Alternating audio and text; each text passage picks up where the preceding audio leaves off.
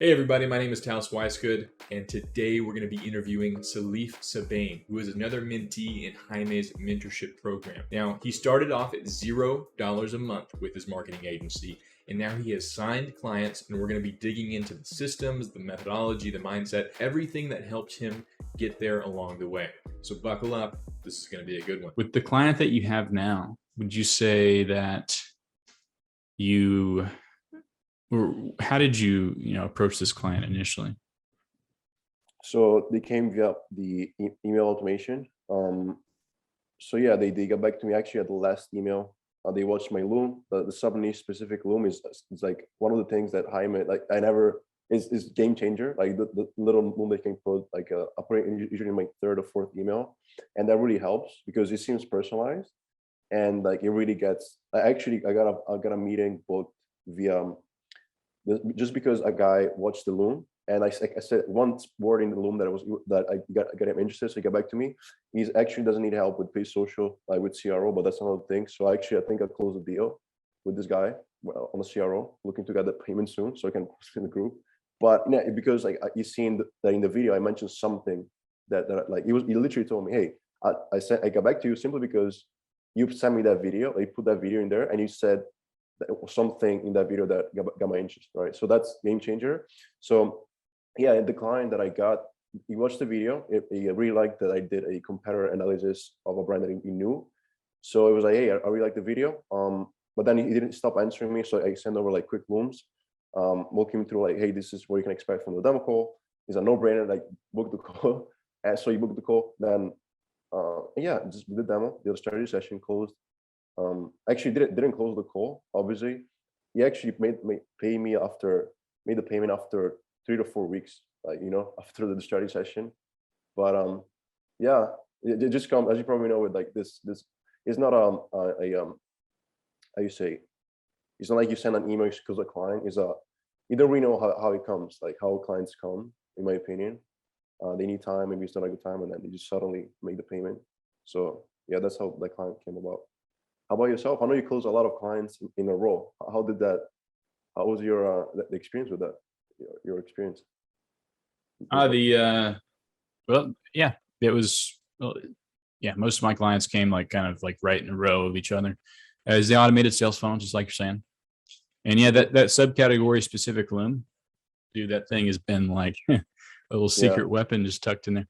A lot of people have said, super impressed by it. Even though it's not personalized for them, right? It's still personalized to their sort of industry. So that's been pretty nice to have. As far as my just ASF, that's where I've booked all of my clients so far. And yeah, because I remember that I remember you posting the first client you closed, and I think you sent something in the post. He was like, I woke up feeling a little like this, and then the client made a payment. So I was like, yeah, that's what I'm talking about. Like you can't send an email and expect to close a client. You never know. Like you just gotta keep going, and then suddenly like things just like go your way, but you gotta keep going, like with the agency, like So that was, I still remember that when you first close your client and then you post that, and then you just started closing a lot of more deals. So do you think that the first client you closed really build that momentum, as everybody says, and then for you to close other clients? Or it was just kind of like, okay. For sure. Yeah. It's that first client, even though it was not a great fit, ended up losing that client for multiple reasons. That client gave me the momentum I needed to go forward. And the first time I ever reached out to him was like a month before we ever had a meeting. And then like another 2 or 3 weeks before he signed. So yeah, you can't expect that first email just to close him. It's I have a list of people that have ever responded back to me with any sort of interest, even if they say contact me in a year from now. Like I have them on a list, and then I'm gonna get back to them. Like I have people to get back to like in the next week or two that I emailed months ago, and they said, hit me up in November, see what's going on. And yeah, I mean, what about you? Do you have a list like that? Yeah, like long-term follow-up is like one of the things that I'm like, okay, like if you get back to me and if you don't give me a yes or no, like I'm gonna follow up like until I die, like I'm gonna follow up until you give me a yes or no. So I have them in a newsletter. Like in my newsletter, I think I have like 58 people at this point, and I have like actually pretty good open rates, around like 60% open rates with my newsletter, and like some prospects that are actually opening my emails like 14 times. Like I just checked my last newsletter. So like those prospects, I know that maybe it's not a good time for them. It wasn't a good time for them at that point. But as soon as they need help, they need that to scale, like with paid social, they're gonna think about me, because you need to build that top of mind awareness. You can't expect that to just send a couple of emails.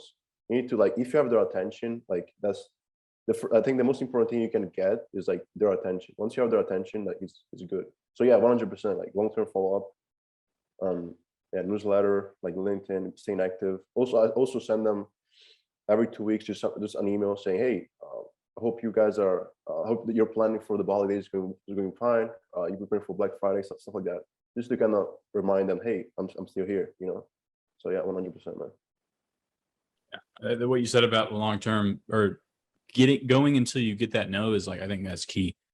Like, really, that's the same sort of mindset I have about it. If they haven't said like a straight up no, you don't really lose anything by continuing to. Obviously, you don't want to annoy them every day, but just right. Yeah, of course. Every once in a while, reintroducing yourself. Okay, I can help you with this, whatever it is. So, yeah, for sure.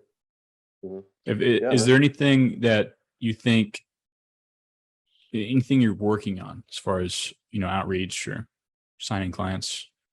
So yeah, right now I'm thinking about. I was using kind of Jaime's framework in terms of like pitching the value of the demo call, but now I'm actually going to start testing different angles because I realized that at the end of the day, people buy on pain points. So if they're not experiencing that specific pain point at that moment, they will not get back to you, right? So a couple of pain points right now that I'm testing is like for paid ads is like low ROAS, inability to scale, like high CPMs. So like the first email, I'm like, one angle that I'm testing is, okay, I've noticed, hey, my name is Salif, and then I noticed there's a trend of food and beverage brands that are not able to scale because this reason. We've been able to avoid this for our clients using this. Would you like to? And then I'll still offer the demo call as a CTA, but I just kind of test different angles. And then I'm just started doing this, and then based on the angle that I see is performing best, I'm gonna create more like variations of that, just kind of with ads, that's kind of the strategy I'm going to use. Yeah, I think the key is like to iterate on the Jaime's framework and everything like that. It gives you the points to hit, and then actually the wording and like what you're hitting on obviously is gonna change for every single niche. And your niche, you're in the what niche are you in? Yeah, I was in the food and beverage space, but I was just doing food and beverages. But then I realized, like, at the end of the day, like, a niche is good, but it's better to target, I think, like type of businesses. I don't know really how to say this, but right now I shifted into the CPG space, which is kind of, because at the end of the day, like, I know that a lot of founders don't call themselves, well, we have our food and beverage brands. We are a CPG brand, right? Because CPG is a type of, a product, like even like fast moving consumer good that is different from like even home decor and tech. So if I say CPG, I think that it's going to resonate more with them.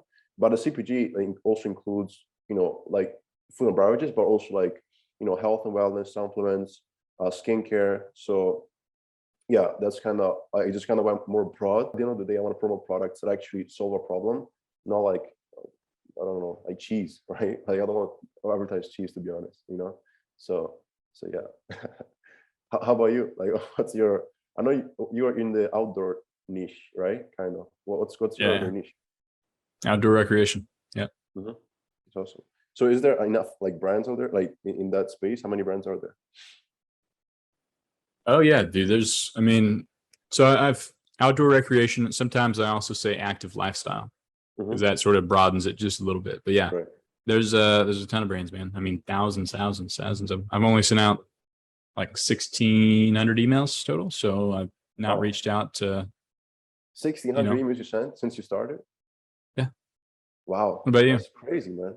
I started like the way my lemon list like last, I think, November, well, almost a year ago at this point. Before I was joining I joined the program in May, and like so far I sent like 1,300 emails. So damn, like when did you start with the agency?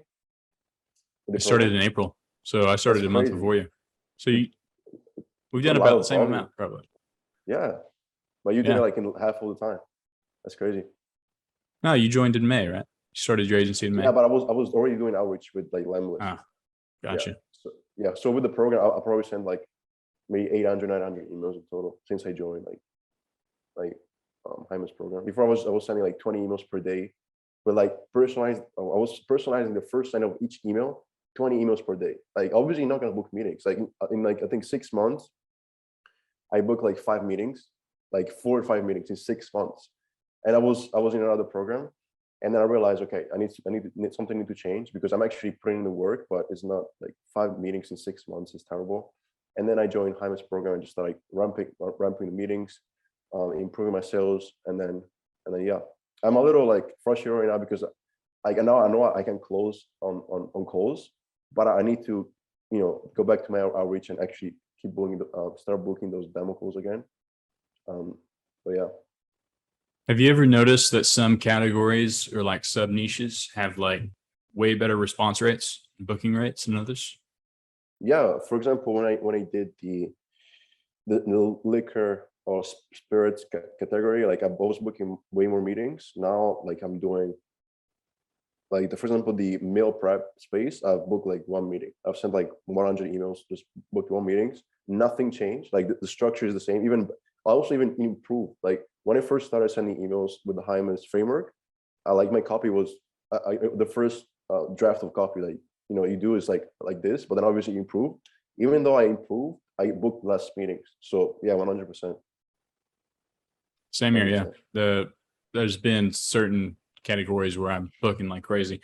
I think it really just comes down to with my niche, outdoor rec, it's a seasonal thing a lot of times. So it really just depends what time of year are you messaging them, what quarter is it, Right. The phrasing and everything. But yeah, how about your how many emails are you sending right now per day? What's kind of your day-to-day like emails, and like I don't know, like how many emails are you sending? Per week, my daily limit is 125. Okay. That's the max. That includes replies, new emails, everything. I'd say I add about 100 a week, 100 new ones a week is kind of what I'm going for. Okay. I'll probably scale it up relatively soon, but I was having spam issues. You got to take it slow, get to that build up. What about you? How many emails are you sending a week, would you say? Yeah, it's a little tricky because I sometimes I get caught up with the lead sourcing, because obviously you got to find the leads. I don't know. Do you personally find all your leads, or you have somebody that is doing it for you? I've trained several VAs. Okay. Yeah, right now I don't really have the capacity to actually hire somebody to do like lead sourcing, so I have to do it on my own, and that takes a lot of time. So yeah, I try to go with like 100, 150 emails per week send, but it really varies, honestly. So yeah, I don't really have like, I can really say, okay, this week I sent this amount. It's like sometimes like I'm able to find a lot of leads, sometimes not. So, but yeah, I'm trying to go for like 150 to 200 emails per week. Like so far, what are your biggest, not struggles, but like, do you have something that you actually like you need to like master every day, like about yourself, but with like going into this journey? What's kind of the biggest things that like you actually like, okay, I need to figure this out, moving forward? You have some things like that? Probably outreach, man. Like it's a big part of it. Like there's several things. I mean, team management. So I started in April. For about a month now, a month and a half, I've been involved as the student success manager, right, in the mentorship. I've been doing one-on-one.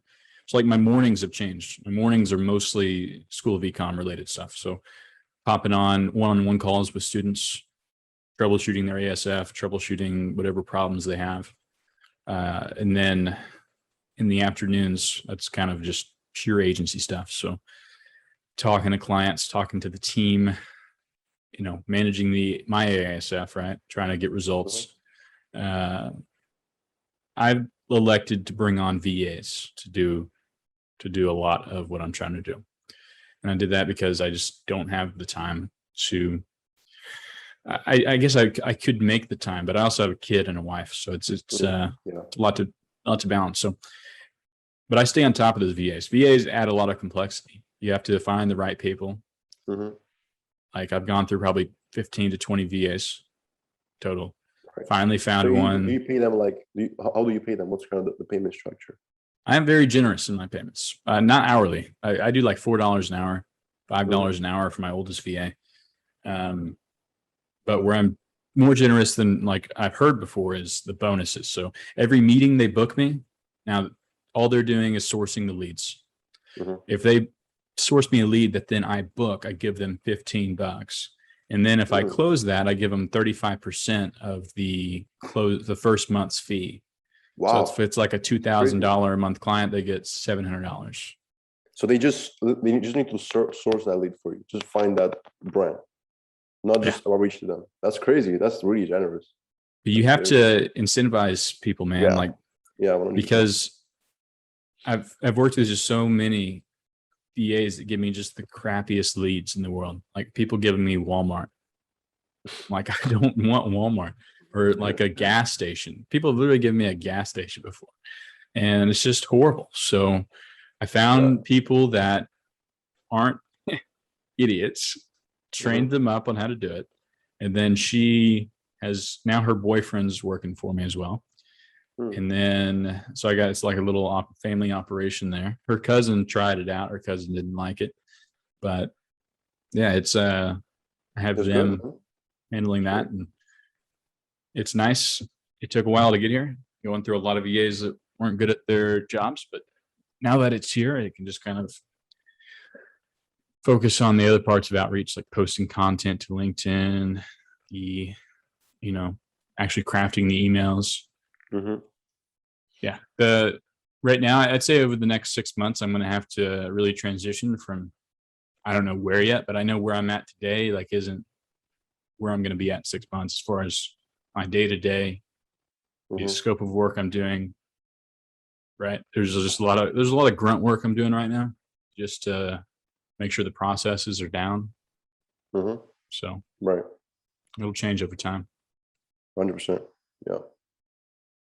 And in terms of like your routines, like do you have like specific morning routines that you actually follow, or like you just go out, like you finish the day, like you're just tired as fuck, you can just go to sleep and then you wake up ready to go? Or do you actually follow your rituals, stuff like that?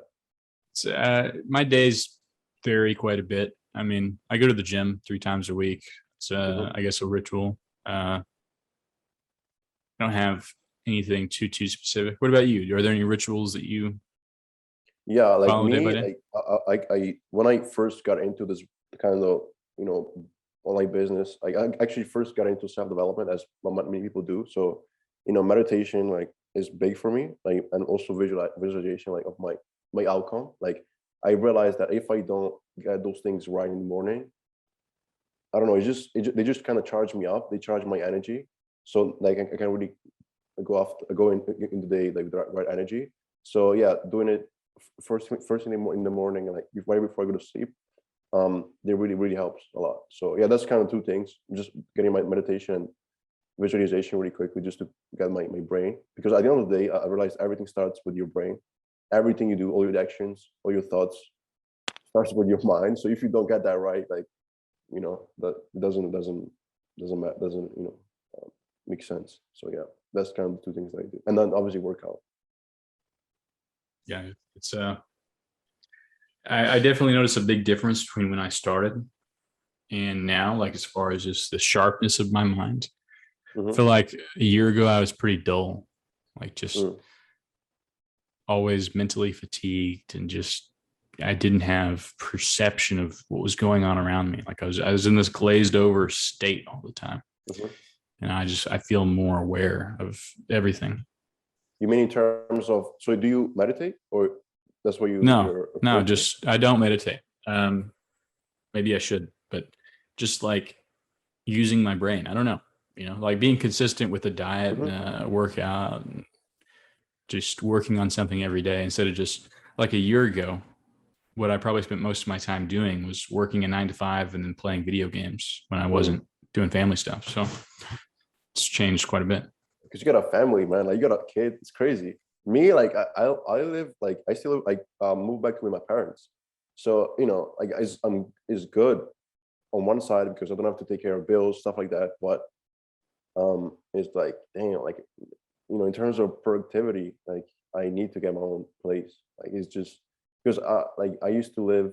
I essentially like I was in the States. I did high school there. So like last year, my senior year, I was living by myself. And that's when I first got into this online business world. And I was going to school, coming back, cooking my things, and then just meditating. That's when I first got into it. So I had my rhythms, and then I moved back here. It was like it was crazy. So the first 6 to 7 months were a little. I was working in my agency, but my personal development kind of went to shit. So now I'm just slowly building that back up, and just doing both, like my business and growing myself along with it. You know, so yeah, that's it, man. It's a journey, dude. It's like, it's not this, yeah, I thought that it would be like kind of this linear thing, but it's like this. Sometimes you're just going in circles, but you're still trending up. But sometimes you have to navigate around, right? It's not this straight path, for sure. Yeah, 100%. Not at all. Like me when I first, like 5 months ago, I was trying to get my first client. Everybody was crushing. Everybody was closing clients. I'm like, can I actually get this client? Because at that point, I had so much knowledge about e-commerce. Like I knew my stuff, but I just couldn't close a client, and then close my client. And now, like you'll always have those. I don't know. At least for me, I always have those little doubts. Like, can I actually get to, like, right now my goal is getting to 5K per month, right? Can I actually get to 5K per month? Like, damn. But then obviously I can't get there, because before I was like, can I actually close a client? And I did that, right? And now can I get to 5K, and then it's gonna get to 10K, and so on. So yeah, you just got to keep going and you just improve. But it's 100%. It's not a linear path towards, you know, the next step of your journey. You never know like how it works. You just got to be consistent and just improve. And yeah, and just get out your own way as well. Like, that's something I realized. You can't really, if something's not working, you can't be like, you can't try to change it. You can, sometimes you need to look at it from a bird's eye view and just let everything realign. And that's why, you know, keeping my mind fixated on my outcome, like, actually really helps me a lot. Like visualizing why I'm doing this helps a lot. And yeah, man, that's kind of what I noticed. I mean, I agree with you. Hope y'all enjoyed this video. Stay tuned for more interviews with other mentees in the future, and don't forget to click subscribe. Thanks.